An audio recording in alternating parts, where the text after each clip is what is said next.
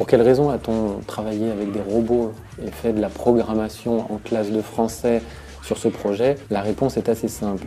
Je vais vous donner la deuxième raison. La deuxième raison, pour commencer, c'est le fait qu'on ait parlé énormément lors du débat de la place des robots dans la société actuelle, avec la question de faut-il robotiser les emplois des personnes, sachant que ça peut créer du chômage. Et en même temps, on s'était posé la question aussi de savoir est-ce que toutes les tâches, est-ce que tous les travaux sont intéressants pour les hommes?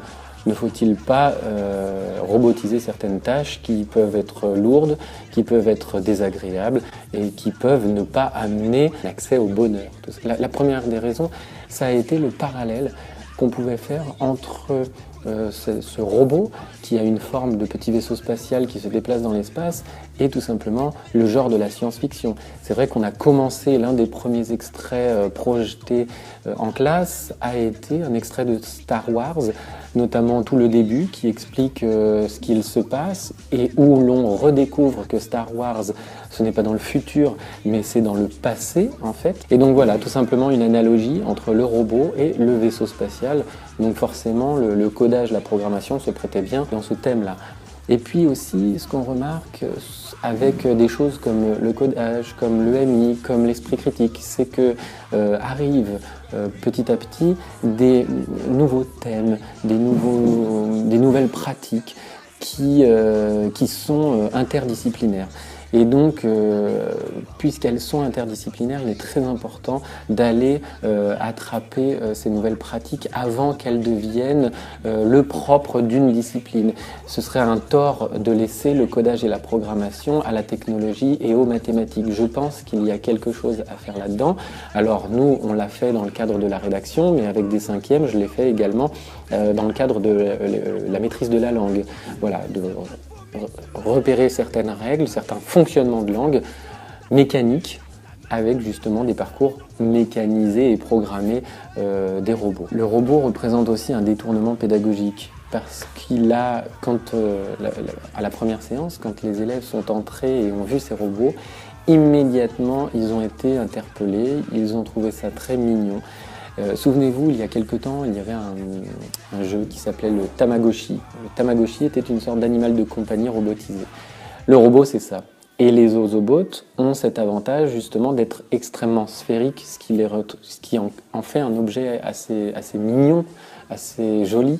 Et donc, on va réussir à recapter l'attention de l'élève pour, de nouveau, le faire entrer dans le français, dans la littérature, dans l'expression. Hein. Alors je dis pas, bien sûr, c'est évident qu'on peut faire ça avec le cinéma, on peut faire ça avec le théâtre, on peut faire ça avec la peinture, on peut faire ça avec des milliers de choses. Hein. C'est évident. Ce qu'on a pu constater aussi dans cette séquence qui était très intéressante, c'est que il est fort probable que les élèves n'aient pas acquis une meilleure maîtrise de la langue. C'est tout à fait possible qu'ils n'aient pas augmenté leur niveau de grammaire. En revanche, ce que l'on a constaté, c'est qu'il s'est mis à plusieurs reprises en place des situations de coopération spontanée. Et ça, c'est intéressant. Je pense que le collège n'a pas pour vocation d'améliorer les connaissances de base. Je pense que ce n'est pas le lieu pour le faire. Je pense qu'après le cycle 3, ce n'est plus véritablement possible. Je pense que ce qui est à travailler dans le cycle 4, c'est l'esprit de groupe et l'esprit critique.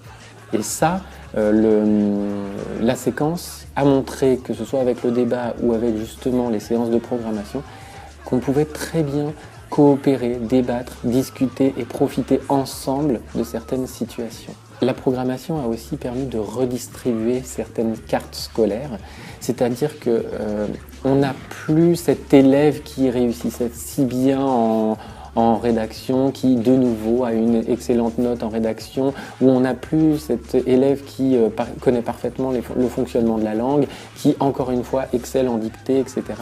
Lors de la séance de programmation, on avait des élèves qui parfois étaient éteints ou en retrait habituellement et qui là justement se révélaient être des énormes soutiens, des énormes points d'appui pour des camarades, car ils pouvaient expliquer en fait avec une autre forme d'intelligence que celle habituellement pratiquée en classe S'il fallait dire merci, la première personne que je voudrais remercier, c'est évidemment François Coutarel, le DAN adjoint de l'Académie de Limoges, qui a créé l'équipe de recherche et de réflexion codage et robotique, qui nous a permis justement de réfléchir sur des pratiques de programmation. Et alors ce qu'il justement souhaitait, c'était de montrer comment dans des disciplines qui n'étaient pas forcément scientifiques, comment on pouvait pratiquer le codage. Et ça, je l'en remercie. Je remercie évidemment aussi le DAN et la DAN en général de l'Académie de Limoges, puisqu'ils ont mis à notre disposition les robots,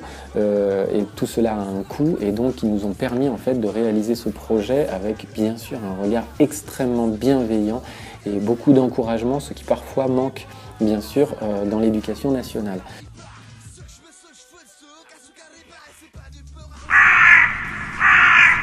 Je voudrais remercier également tous les gens qui ont partagé les séances que nous faisions et les travaux que nous avons faits avec les élèves, notamment sur Twitter.